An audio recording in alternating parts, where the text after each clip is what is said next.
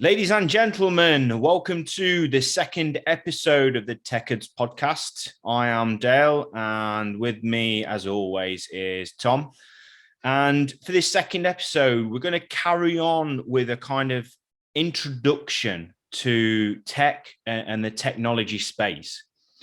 So we've got a whole load of questions that I feel everybody out there would appreciate us answering.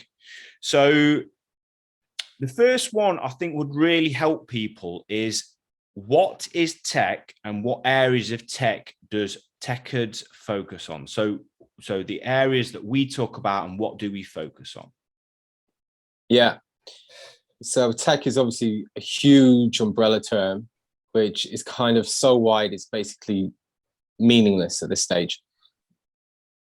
Techers was born out of me documenting my experience of what works to get into web development, and maybe even more narrow than that, especially in the sort of e-commerce space.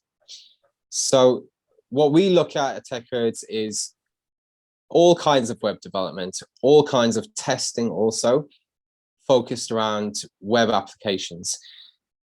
That's to make a distinction between phone applications, to make a distinction between behind the scenes software, the type of software that you have in your car, that runs, maybe if you've got a smart fridge. No, it's nothing to do with that. It's a website that you go to. Imagine an Amazon, imagine a Facebook, a Boohoo, whatever shop you like, the website, the HTML, the CSS, the JavaScript, whatever else is there also. That's the technology we look at, and that's what our entire training program is based around, getting you to a point where you could actually work and add value in a team where you're responsible for managing a website. Okay, so we're talking about building websites from scratch, but also with the skills to, say, if somebody approaches you with, look, our website is just running so slow, the process of the customer experience is just so bad that we're losing customers. So also have the skills to go in and patch stuff up and correct mistakes that are originally done like the first time it was made. 100%. And the way to be able to do that is to understand how to build a website, number one. If you know how to build a website, if you understand the fundamentals, the layers, the building blocks that should go on one on top of the other, before you know that, you won't be in a position to optimize anything. And then touch on the point you made about usability.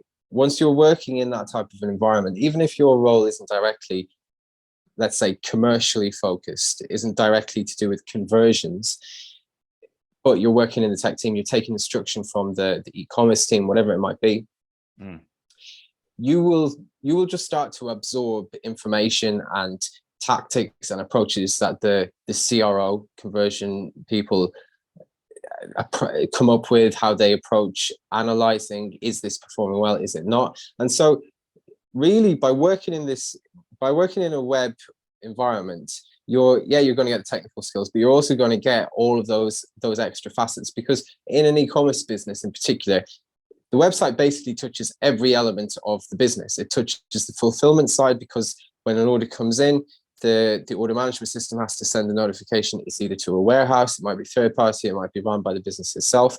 The Google Analytics and all of these all of the basically analytical tools, they're all hooked into the website. They all have to have data sent to them.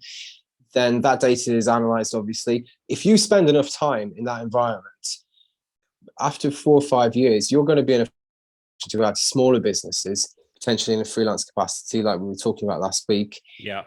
To work on maybe more narrowly scoped challenges, more smaller issues, but ones that you can take on your own and add quite a lot of value from your experience in larger businesses. Yeah. Okay, excellent. Thank you. Okay, so everybody's favorite topic, money.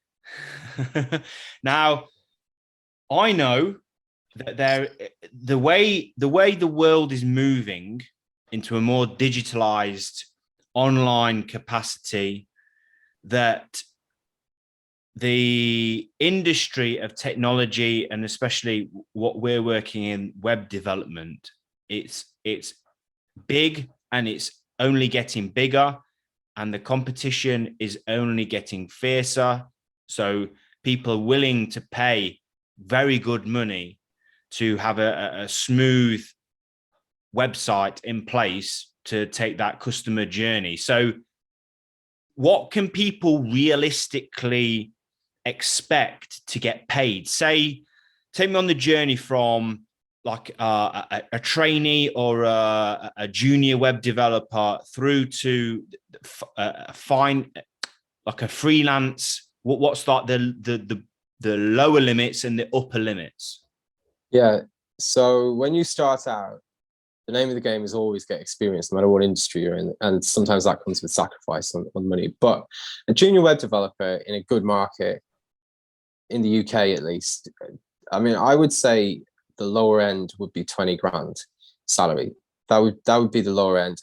You will get some guys hitting 30. Now, usually they will be particularly good. They'll have done something impressive to warrant that even before they got their job. Maybe they've built some very impressive university project. Maybe they've just done something that stood out, because 30 is quite high. Having said that, there's going to be someone who pops up out of nowhere, and they went to MIT and they went in and got nearly 100 grand off on day one. That's obviously not the norm. And they'll probably also not be working on websites. They're probably going to be working on some kind of much more scientific, machine learning, robotics, so something that's much more almost a science than you're using programming as a toolbox. Yeah. But let's take the normal average Joe, 25k. It will be a decent but realistic starting salary.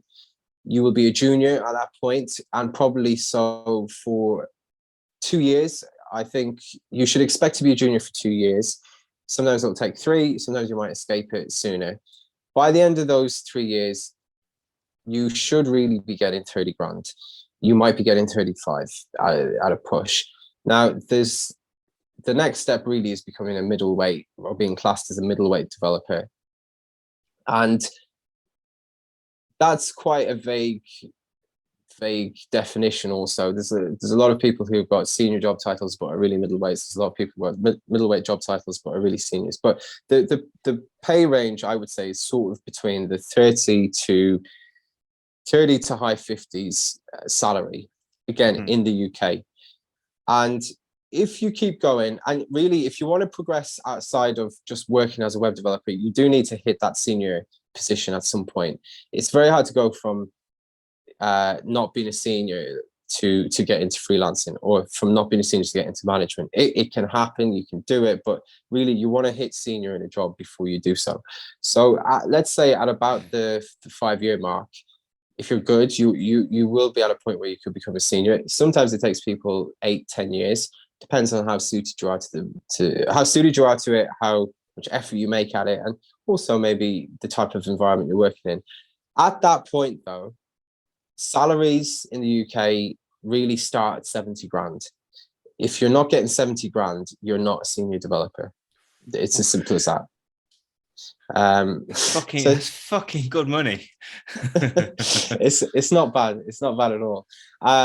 And the thing is, it only goes up from there, because what you've got then is you'll be a senior developer, let's say, and at a certain point you'll get bored of being a developer, and you're going to go into one of a few avenues. You might become an architect, and what the architect is going to do is, much like an architect for a house, they don't build the actual house, but they plan the layout of it. Now, a senior architect easily making 100 grand. A person who doesn't maybe want to go into the architecture route, but is kind of enticed towards management, they'd probably go into a tech lead position, maybe a head of development, a head of tech. They'd be getting similar money to the architect, 80 to 100k. It's very feasible. To be honest, there's heads of development, heads of technology getting over 100k in the UK. The market is a little bit ridiculous at the moment, though, and I wouldn't say it's going to stay like this personally. I'd be surprised if it does, at least. As in, what is there like a bubble? Is the it's wages? a bit of a bubble. Okay, so yeah. At some point, it's going to pop, and the wages are going to come down. I think you have to look at, when you're considering how the money is good, you have to look, where does the money come from? The developers don't generate money in and of themselves. Typically, money that goes into the tech team is either reinvestment, so the company's made some profit, and instead of just paying out dividends to all the shareholders, they're putting a little bit of it back in to the business, and obviously what they put back in, they hope to make back in future returns. So if we hit a recession and profits are down, there's probably going to be a bit less money to go back into big projects like that. You've also got to look at the fact that throughout the COVID situation, you had massive accumulation of profits across various investment categories. And although a lot of people lost money on things like crypto, a lot of people made a lot of money. And that money has been used to reinvest either into existing companies or with new startups. So there's been a lot of capital knocking around that's helped push things forward. And the reason I don't want to sound doomsday about it, and I don't think it's a permanent thing. I think it will be good. I wouldn't say anyone should be worried, but I think the market is just particularly hot at the moment. And if we do have a big recession, if a load of companies stop making profits the way they were, I think tech will be the last section to go, but it will also not get the big, massive fun projects that kind of really spur on massive salaries, massive day rates. So I just, it's sort of a side point. I don't think it's something to be too worried about, but it is something there in the background.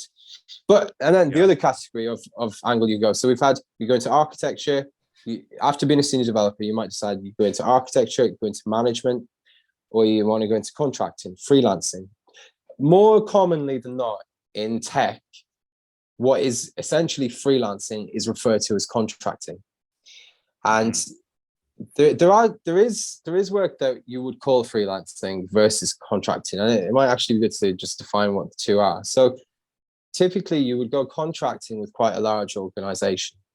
So let's say, I don't know, have you heard of Boohoo? Yes. Right. One of the biggest UK fast fashion companies. Yeah. So a big company like that, I don't know what money they make, but I imagine their turnover is well over 100 million a year, well over it. And I imagine they're operating on something like 20% margins in those regions. So you won't go freelancing for a company like Boohoo. You will be, if you want to go down the contract route, you will be brought on as a contractor on a 3, 6, maybe even 12-month contract. And that you will have your own private company, private limited registered company in the UK. They will hire that company and they pay your company a day rate for every day you turn up. You're not an employee in that scenario. You're very much self-employed, working for yourself, just on hire to these people. But that, I would say, is different to the typical freelance model where, let's say, you're a 1, 2, maybe 5-person e-com business with 1 to 5 products. And you just need a developer kind of 20 hours a month, something like that, just to touch up your front end, make things nice. I would think of that as more freelance than contract. And I would think of the Boohoo example as more contract than freelance. Okay, so it really depends on the amount of time each project is going to take. The longer the project, you can class it more as like a permanent. It's more of like a permanent employee sort of, but then like shorter would be like freelancing. Yeah, and that definition isn't necessarily, that's not necessarily the Oxford Dictionary definition of it. But in my mind, it's just, if you look at graphic designers, if you look at copywriters, if you look at various skill sets, the people from those industries that would refer to themselves as freelancers, there'll be exceptions to this, of course, but typically they'll have a few clients and they'll be spending various amounts of time each month with them. And in my mind, that's what I picture as freelancing, more so than the contract market. It's neither a good thing nor a bad thing. I would only say within technology, you've kind of got these two avenues you can go down. The contract work will usually be a lot more interesting. You'll be doing far more I suppose on the one hand, more complicated work, but on the other hand, just generally more interesting work. You'll probably learn more in the contract example, because let's say they're bringing in a new merchandising system and it's quite complicated to integrate with the website, especially a company like Boohoo. I mean, I don't know how many products they've got, but they've probably got over 20,000 products on the website. They probably refresh 4,000 to 5,000 a month. So anything with that amount of data on top of the number of orders they get, they're probably getting an order every second, if not more. So all of these things make every type of project very complicated. So if you're a contractor in that scenario, you might even be working alongside some permanent people, and you're essentially filling a resource gap that they have. But you're probably going to be working on more, academically interesting things than if you're the example with the 1 to 5 person e-commerce company, where they just want to try this banner this week. They want to move that add to cart button up, down, all around. There's a big difference in the complexity of the work, and I would say the interesting nature of the work. Yeah. Okay. So the money, say if you have somebody who's been at a company for 5 years, and they have a permanent contract with a company for 5 years, and they get a certain amount of money. Yeah. What does that compare to with somebody who's been still doing it for 5 years, but is freelance? So who can generally demand more money? Is it better to be a freelancer, or is it better to be somebody in a full-time salary when comparing money? I would say it's very skill set dependent. So if we take the freelance example, if all you've been doing is cosmetic changes to websites, by cosmetic, I mean moving things around, very visual oriented, then that person versus the permanent person who's been doing a lot more interactive kind of work,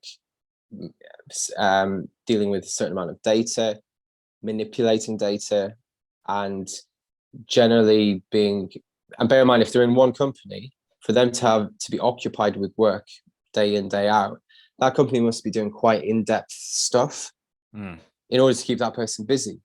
So that means they're going to narrow down further on whatever their skill set is, versus the freelance person who perhaps, if they're only doing cosmetic changes but across 5 clients every month, well, they're probably doing the same thing over and over and over again. And so they might get very efficient at these basic things, but the problem is they can be quite basic. Yeah. And you do risk, I wouldn't say losing skills, but stagnating a little bit. And so that's why your better bet in many respects in technology is to avoid working with companies that are too small and taking on contracts with companies that are doing quite complicated work. Okay, the disadvantage of that is you're bringing yourself slightly back more into the fold of what looks like an employee arrangement, and you are going to have to deal with some of the realities of what you'd have to deal with as an employee. But at the same time, let's remember, these companies are generally very nice to work for. They find it so hard to get developers. They find it a nightmare to just keep the resources they have. They're not going around treating anyone badly. It's not like my days when I worked in Lidl on the tills. There's a big difference in how you're treated, and that is a distinction worth thinking about. But another example would be, so there's a lot of web agencies across the UK, across the world, obviously, but across the UK, and who deal with, let's say, not the Boohoos of the world, let's say the company's about 20% of the size of Boohoo. There's a lot of agencies who work with them, and this would be kind of like a happy medium. They're doing slightly complicated work, but they're doing slightly complicated work, but it's not as complicated as Boohoo, but not as simplistic as perhaps the example we gave. Now, if you can get in with one of those companies, just as a contractor, as a freelancer, whatever it might be, that can be quite nice, because you can be doing high enough quality work across multiple different websites that you're keeping your skill level to to a good level, but also those types of companies are they're quite likely to come up with an arrangement where they just subcontract all of their work to you. So I've got a client they're in West London, and they're really a marketing agency, but they've got a web arm of their business, and they subcontract probably half of their work to me. And it just I never have to see them ever. The work's relatively interesting. It's not the most interesting work you'll be doing, but it's not boring either. Yeah. And I get the benefit, excuse me, I get the benefit of not having to be in an office somewhere under the eye of some manager, but also I've got quite consistent work. It's an ongoing relationship. It's been on for over a year now. There's no reason why it'll stop. So I guess I'm kind of going off on a tangent there, but it's good, I think, to identify the different options that are available. Yeah, 100%. Okay, so last question for today. So what are the required skills to learn web development? Because somebody might be listening to this and go, I work in a supermarket packing shelves and I don't have the brains to do it, or I don't think I'm capable of doing it. I haven't got the time to do it. I'm just not that way. I love the idea of doing it and I want to do it, but am I really cut out to do it? So what would you say are required skills to do web development? Before I say that, let me also make the point. I worked in a supermarket for 3 years before I even touched a computer for work. So there's and at the time I probably didn't really see myself ever being a web developer. So there's no status in life that precludes you from doing this. The skills you need are HTML, CSS, and JavaScript. You need to learn those to some degree or another. Yeah. You need to understand HTML inside out. You just do. There's no getting around that. You need to learn CSS pretty damn well also. The JavaScript, if you want to make good money, you're going to have to learn the JavaScript well. You could get a job without the JavaScript though. And in that scenario, you'd be suitable for, the kind of cosmetic work I was talking about. Yeah. You'd be more suitable for that. But you'd never then get the really well-paid work with the more interactive data manipulation, that kind of thing. Yeah. So okay, so they're like the particulars of the trade. What about like more innate skills such as logical thinking, working as a team, working on your own, like those more universal skills? Some people are very creative. It's like are you good at English or are you good at maths? It's kind of like the two sides of the brain. What kind of more innate skills would you say you need? So a common assumption is you need to be good at mathematics. I don't believe that's particularly true. You can't be a complete gaga with it, but you don't have to have a particular flair for it. Abstract thinking is important. I would say in terms of like innate aptitudes, that's probably a very important one. I don't really know though if there's any others that are too important. Look, if you're reasonably intelligent and if you're capable of critical thinking, not that critical thinking is not necessary for being a developer, but if you want to just try and think about yourself as a person, are you good enough for it? Are you capable of having a conversation with someone you disagree with and accepting that what they say as an opinion, or do you just get annoyed about it? If you've got that level of intelligence, you're smart enough to do this. Yeah. I'm not saying the two correlate as a skill set, but that's a basic level of intelligence that means you're able for this kind of job. Which is probably all. Anything else I could say on the matter would be me kind of guessing. In terms of the other points you said, look, you're going to have to be able to work on your own, but you're also going to have to interact with people. The main thing you won't get away with in programming, though, or being a web developer or any of these roles, is allowing yourself to get distracted constantly. You're going to have to, maybe you do this with your headphones or something, but you're going to have to put your headphones in sit in your laptop and just stare at it for 30 minutes at a time until you crack it.